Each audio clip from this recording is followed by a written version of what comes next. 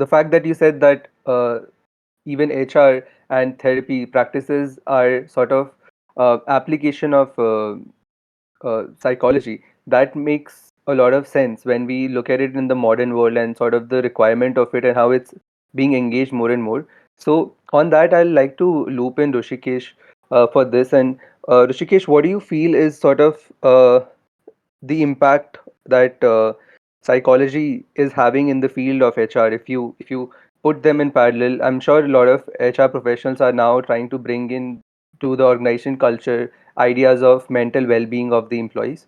How do you think that's coming along? Yeah, I think that's a modern development uh, where I think we are looking at the mental health of the individual, or because what psychology has been, how psychology has been implemented at the workplace has been what we call the field of industrial psychology, which if essentially dealt with the motivations of working and working in groups and collaborating with each other and so on. So the uh, standard concepts such as groupthink and when people work together, sometimes due to a dominant person's ideas, a bad idea may get percolated within the group and so on. Right. But right now, I think the shift in human behavior is now little bit more refined. So I think the motivations of why people work, I think that still remains a key component of, say, for instance, how we design our reward systems, how we design our compensation systems. What are some of those higher order thinking, such as what is the purpose that somebody derives from work. So a lot of times, and I've written about it before, Right. is providing purpose at work the solution to this big wave of attrition that came in. And so that's one aspect. And of course, what are the negative impacts of the modern day workplace? In fact, there is a book that I think I recommend to everybody. It's called Dying for a Paycheck, or Dying for the Paycheck, by Jeffrey Pfeffer. He is again an organizational psychologist at Stanford, and he talks about the ill effects of the modern day workplace.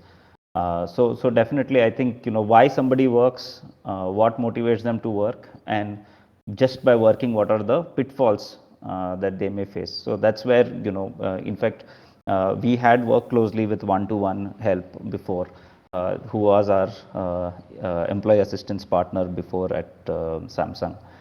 And I think the key takeaway is that work is stressful, and therefore we have to be more cognizant of the fact that work can be adding to that stress. And where psychology helps us is to understand in totality the human psyche, which means that when somebody walks into the office, or when somebody logs in the remote sphere, they bring with them their personal mind space also.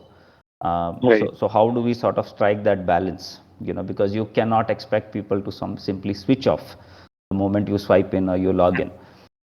So how do we sort of be more empathetic to what they may be feeling, and then of course getting the best out of them at work?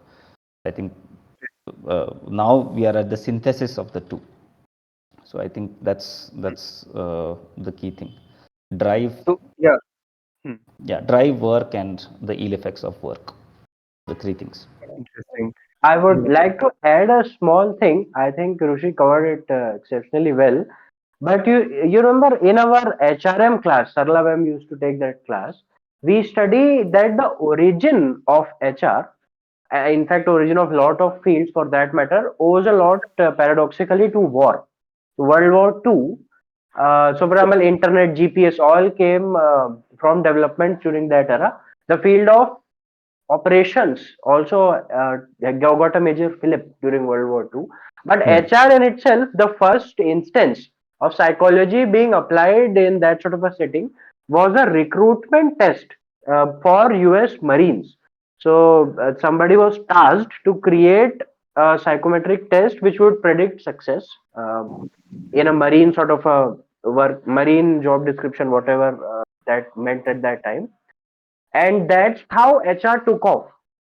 Right. So how you train marines and then how you recruited them was in fact the birth of what we call modern HR. At that time, IR obviously, later on HR. So I think just wanted to add that part there. So psychology helping in the birth of uh, HR. Yeah, So the army just beta test. Like I think the psychometric Yes, yes, field of psychometric was actually something that started from the world wars. I think that's really yeah, very elegant exactly. observation as well. Because I think disasters also brings way to some amount of hope, and I think that complete change of the zeitgeist that kind of Yeah, also got ushered in.